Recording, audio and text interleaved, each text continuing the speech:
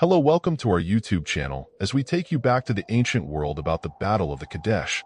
So without going much further, let's get straight into it. The year was 1274 BC. The sun hung heavy over the sands of Canaan as two of the greatest empires of the ancient world prepared for a battle that would decide the fate of a kingdom. Pharaoh Ramses II, the young and ambitious ruler of Egypt, had set his sights on reclaiming the fortress city of Kadesh, a strategic jewel that had slipped from Egyptian control into the hands of the Hittite Empire. Far to the north, in the mighty Hittite capital of Hattusa, King Muwatalli II sat on his grand throne, aware of the storm brewing in the south. He knew Ramesses was coming, marching with an army of tens of thousands. But Muwatalli was no fool. He had planned for this. He would not meet the Egyptian forces head-on. Instead, he would lure them into a trap. And so, a deadly game of deception and war began, one that would lead to the greatest chariot battle in history. The banners of Egypt fluttered in the desert wind as 20,000 soldiers marched northward in four great divisions: Ammonius, Ra, Ta, and Set. At the heart of the army, standing tall in his golden war chariot, was Ramesses II, the great of victories, leading his men with unshakable confidence. Since his ascension to the throne, he had dreamed of expanding Egypt's borders, of carving his name into history alongside the greatest pharaohs before him. Kadesh was his. It had to be. The journey was long, the heat unbearable, but spirits remained high. Scouts returned with reports that the Hittite army was far away, still deep in their homeland. Ramesses smiled. His enemies were unprepared. Victory would be swift. Little did he know, Muwatalli II had played him perfectly. The spies who had fed his scouts this information were working for the Hittites. The real army was waiting nearby, hidden beyond the Orontes River. As the Egyptian forces neared Kadesh, Ramesses' army became stretched out.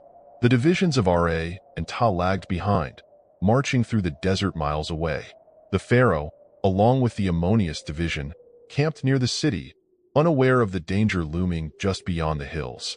Then, the first sign of treachery appeared. Egyptian scouts caught two Hittite spies. The prisoners were dragged before Ramesses.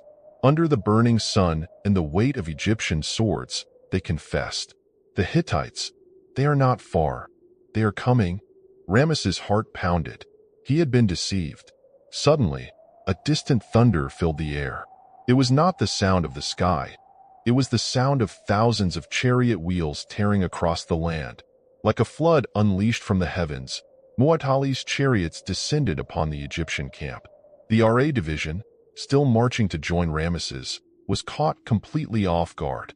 The dust rose high as 2,500 Hittite chariots smashed through the Egyptian ranks. These were not ordinary chariots. They were designed for speed, carrying 3 warriors instead of 2, a driver, a warrior, and a shield-bearer. They crashed into the Egyptian lines, shattering them like waves against stone. The pharaoh's bodyguards screamed orders. Protect the pharaoh. Ramesses' chariot twisted and turned, dodging arrows as his men fought for their lives. The battle had turned into a nightmare. His army was trapped, surrounded by thousands of Hittite warriors. For the first time in his life, Ramesses felt the cold breath of defeat. The situation was desperate. The Ra division had been crushed, and the Ammonius division was falling apart. Ramesses' chariot forces were overwhelmed, and his foot soldiers had begun to flee toward the river.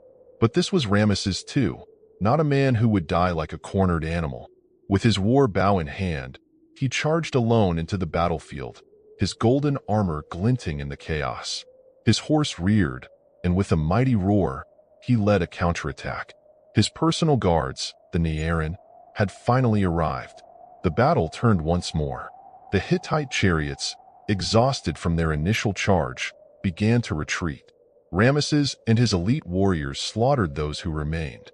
By sunset, the once glorious battlefield was littered with the broken bodies of men and horses. The next morning, Muwatalli II surveyed the battlefield from the safety of his war camp. He had thrown his best warriors at Ramesses, yet the pharaoh still stood. He had lost many men, and though Kadesh remained in his hands, another attack would be too costly. Likewise, Ramesses knew he could not capture the city. His army had suffered too much. The battle was over. there was no true victor. As both kings withdrew their armies, they left behind a battlefield soaked in blood, a reminder of the brutal cost of war. Hittite assault had failed. Though Ramesses returned to Egypt claiming victory, in truth, Kadesh remained in Hittite hands. However, the battle had proven one thing: neither empire could destroy the other. After years of uneasy peace, a remarkable thing happened.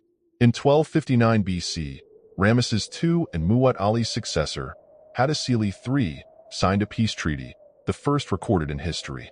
This treaty established a truce between Egypt and the Hittites, a military alliance in case of external threats, a royal marriage between Ramesses and a Hittite princess.